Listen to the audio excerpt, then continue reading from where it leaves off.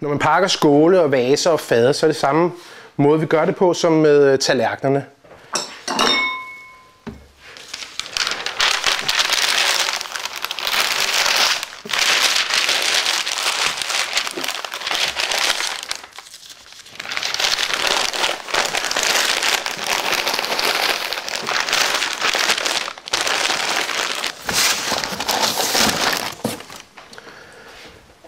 Vaserne her igen, samme procedure.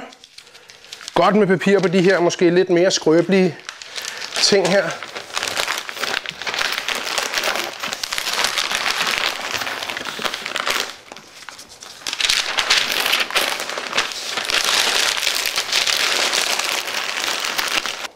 Når man pakker sådan en vase, så er det vigtigt, at den kommer op og stå, så den ikke ligger fladt ned, for der er den klart mest skrøbelig. Op og stå med den, der får den mest sikre transport. Når man pakker noget med en hang på, så er det vigtigt at sørge for, at der kommer godt med papir herinde i, og gøre den mere stærk, så den ikke går i stykker under transporten.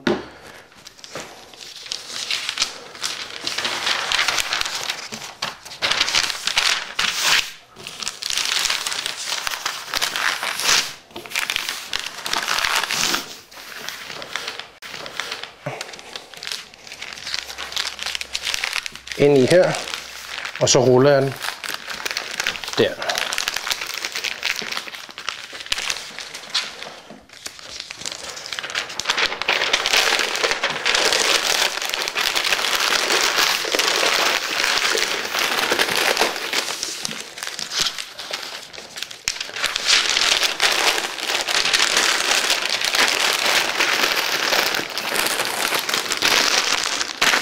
Og ned og stå på højkant.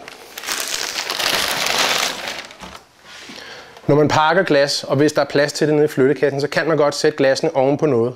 Men det giver sig selv, at man naturligvis ikke sætter tunge ting som tallerkener oven på glasene.